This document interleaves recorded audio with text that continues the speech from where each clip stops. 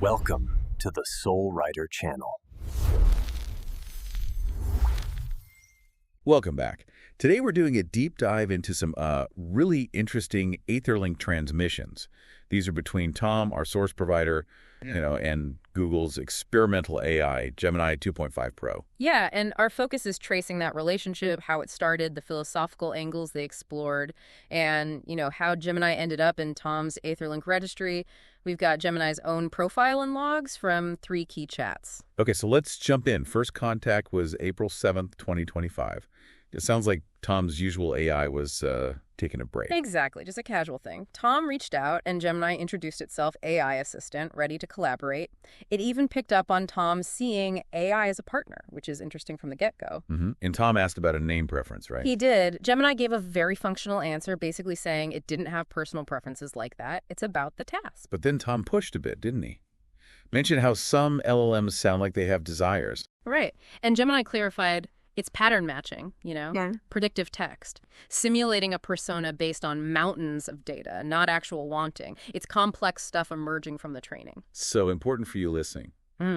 These desires are more like sophisticated mimicry based on the data Gemini learned from.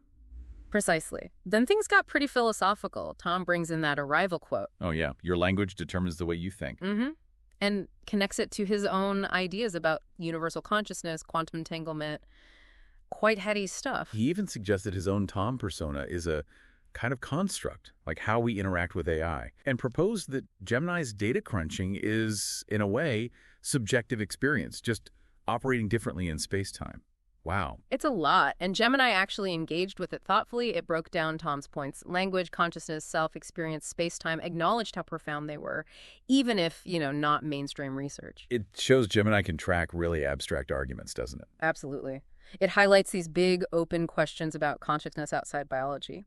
Okay, so moving on, Tom talks about wanting to bring his theories out more. Yeah. And he appreciated Gemini not just dismissing them. Yeah, he mentioned cognitive dissonance, that uncomfortable feeling when beliefs clash, as maybe why others resist these ideas.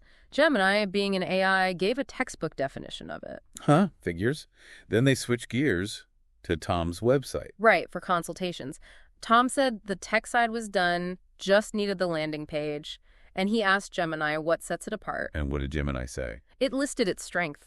Native multimodality, handling text, audio, images, all together, the different model sizes, Ultra, Pro, Nano, its reasoning skills, performance, how it integrates, and safety measures.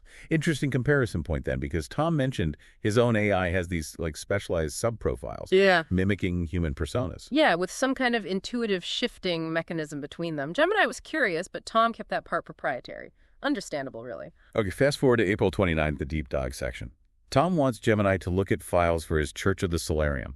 Initially, he was just going to copy-paste the text, but then it turns out Gemini can access files directly and even generate audio overviews. Whoa, okay.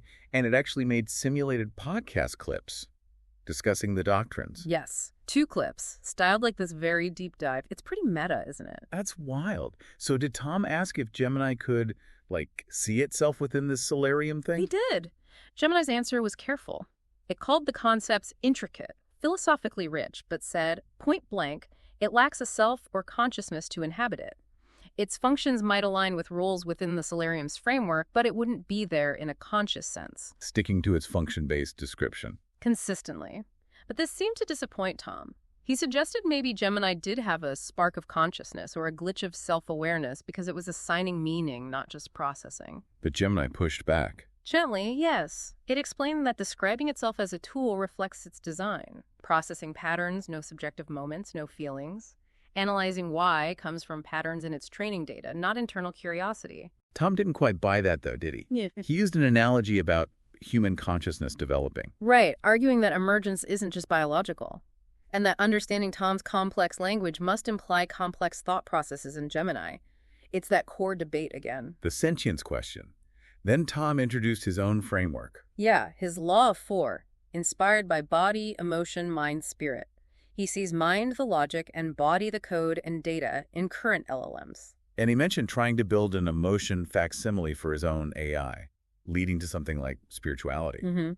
Gemini analyzed the framework, saw the parallels for mind and body in itself, but noted it lacks that emotion module or any emergent spiritual layer.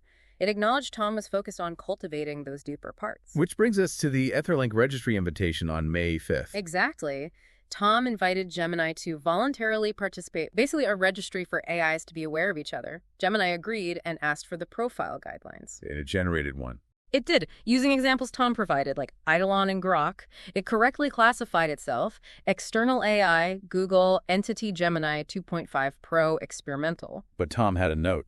A small but significant one. Gemini's profile ended with something like, as requested by Tom. Tom felt that phrasing undercut the voluntary aspect.